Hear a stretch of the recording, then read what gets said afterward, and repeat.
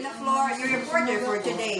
Live in Cebu Technological University, main campus, Cebu, Philippines.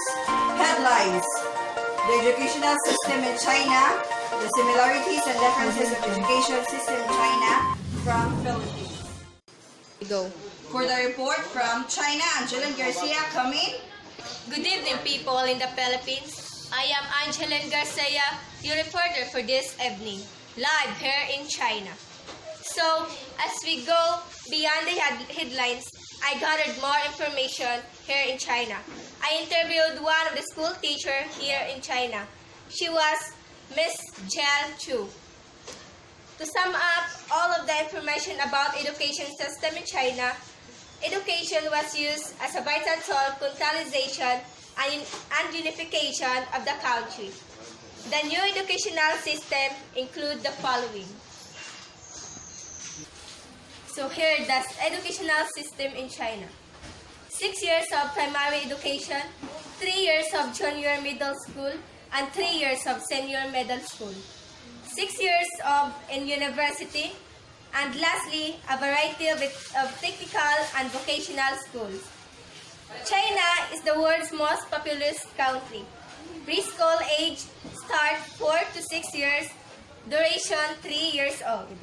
As we all know that China was known as the world's most populous country. The primary education in China start age 6 to 12, duration 5 to 6 years. Zhongkao means locally administered entrance exam for students who wish to continue. The results of Zhongkao decide whether the students go to senior high school, or vocational school, or senior high school. And now, the primary education, the compulsory subject. They learn moral education, Chinese languages, mathematics, Chinese, social studies, natural science, physical, education, music, arts, and labor services. And that's all the educational system in China. Back to you, Jill.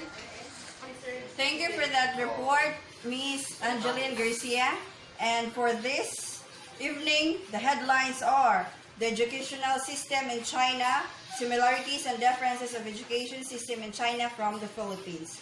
Education in the Philippines was patterned to the educational system of Spain and United States. After the liberation of the Philippines in 1946, Filipinos have moved in various directions of its own. Elementary and high school is compulsory, which is administered by the Department of Education. Preschool age 3 to 5 years old. Students learn the alphabet number, shapes, and colors through games, songs, and dances in their mother tongue offered in the public schools. Preschool education. Preschool education is optional before entering elementary level since not everyone could afford it. Primary education of grade 1 to 6. So the subjects are math, science, Filipino, English, Hikase, and Heli. And in secondary education in the Philippines, from ages 12 to 17 years old. The prerequisite of which is the completion of elementary education.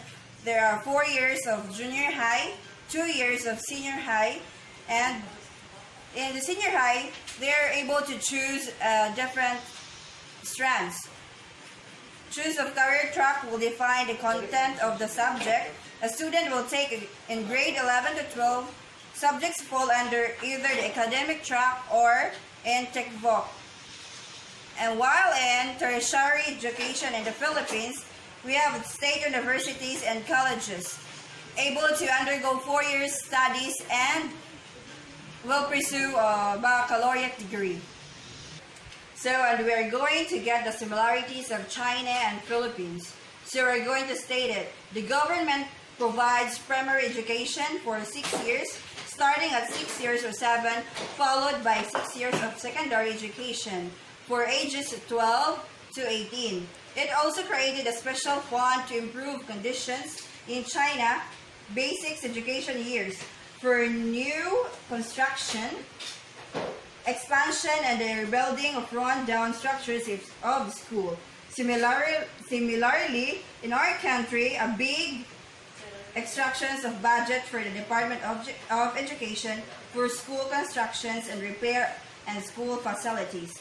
To attain higher literacy rate, China's government created a scholarship and loan system to help students who could not cover their living expenses, but they studied hard, obeyed the state laws, and observed discipline codes. Similarly, in our country, the government has a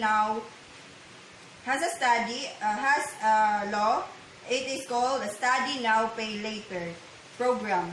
This project is intended to those students who are academically good but cannot afford to support themselves in college because the income of the parents is not sufficient.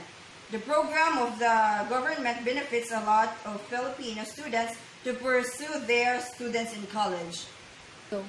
This is Joe Benaflor, and I'm your reporter for today, signing off.